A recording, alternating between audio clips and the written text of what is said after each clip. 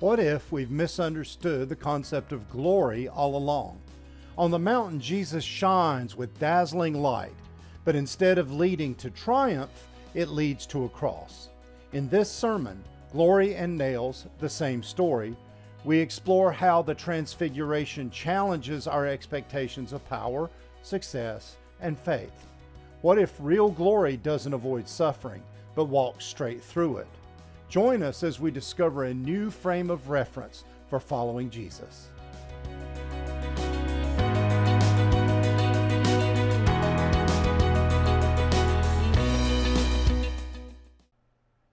Your frame of reference. A frame of reference is the way you understand or interpret something based on your experiences, your knowledge, and perspective. It's the lens that you use to make sense of what's happening. When we moved to South Florida, and I found I had to explain to someone what a pumpkin was and what it was used for. But then in the same turn, I also had no idea what the food ackee was, or what it was for, along with many other things. Well, when you're a kid, that's even more pronounced because you've had less experiences. I remember putting in the wrong words to the song Another Brick in the Wall. It's the We Don't Need No Education song, because I couldn't hear the words dark sarcasm, because I didn't know what that was. Or my son singing Dern Dern Jeep, because he had no frame of reference for done dirt cheap.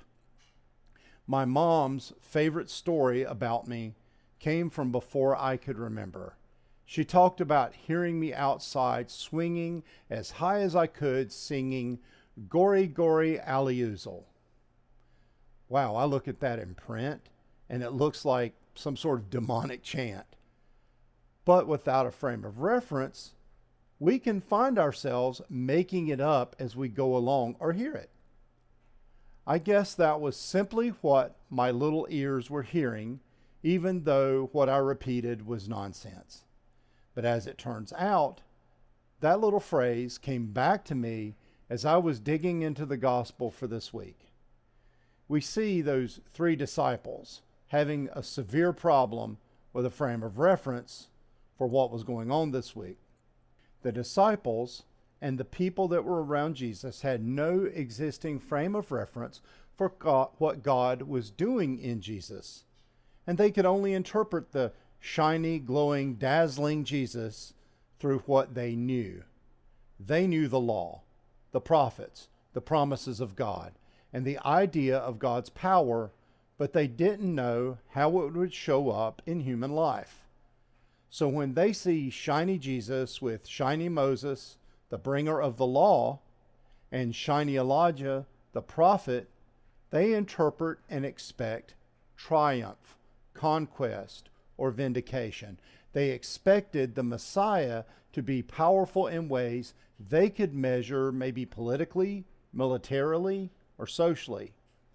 That's part of what we called triumphalism.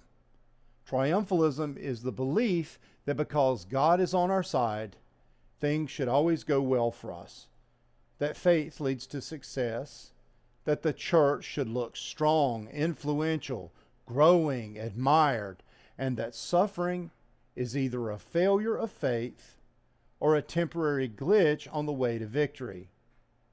Key words for triumphalism are win, conquer, reclaim, take back, impact. What happens theologically is that triumphalism tries to skip from glory to glory without passing through the cross. We've talked about that numerous times. So this is the framework that the disciples understood. That's why Peter rebuked Jesus, and in their defense, they had no framework for a Messiah who would reveal God's glory in trust, humility, sacrifice, and love, especially through suffering. That's why Peter's reaction on the mountain makes perfect sense. He sees Jesus shining with Moses and Elijah, and his instinct is to preserve it, to hold on to it, as if it were maybe a treasure or something that could be used. The disciples don't understand that the glory they are seeing is not about worldly victory. What they were seeing was to prepare them to carry that glimpse of glory down into the valley, into confusion, fear, and eventually the cross. The disciples need this vision because what's coming will look like failure.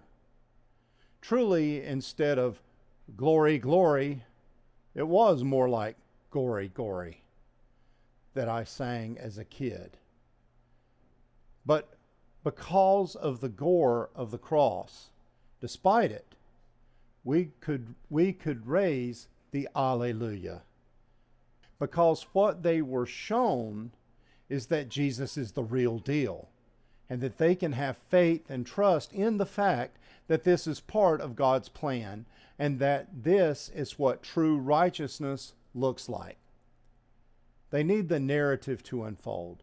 They need the transfiguration, the predictions of the cross, the resurrection, and the call to discipleship to all be slowly revealed.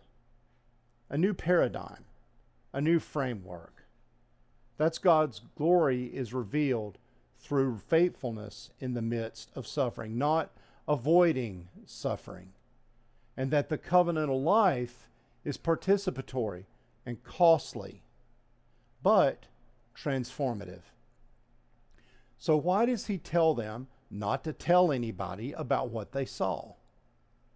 I think it's because without the cross, people would misunderstand it. If they start telling people, we saw him blazing and talking with Moses and Elijah, everyone would figure this was the triumphant military king and be like, let's overthrow Rome. Hey ho, let's go. But the transfiguration is not proof of dominance. It's preparation for the suffering ahead. Until the resurrection, any telling of that story could distort it. The glory only makes sense after the cross. Otherwise, it feeds exactly the triumphalism Jesus is resisting. Also imagine announcing the spectacular mountaintop moment while the story is heading toward arrest and execution. When he died, everyone would conclude that the glory was a fraud. Jesus is protecting the meaning of the moment. The resurrection is the key. Only then can they say, we saw the glory and we saw the nails, and they belong to the same story. Also, Jesus doesn't want them using it as leverage. Trust me, we've seen the light show. That moment is to comfort them and steady them for the days ahead, not so that they can convince others.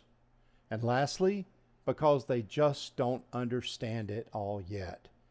And it will come, but with time. The thing is, God's way is grace and mercy, being slow to anger and abounding in steadfast love.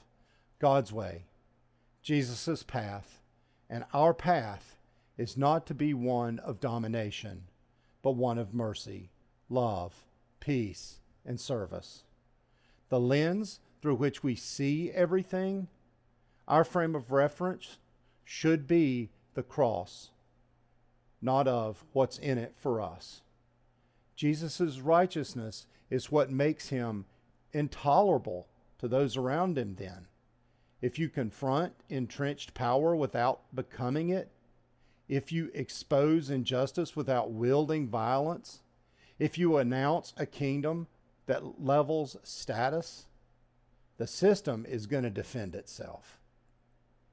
The cross seems to be a pretty predictable outcome of refusing to get your way through power, but living in and encouraging others in righteousness.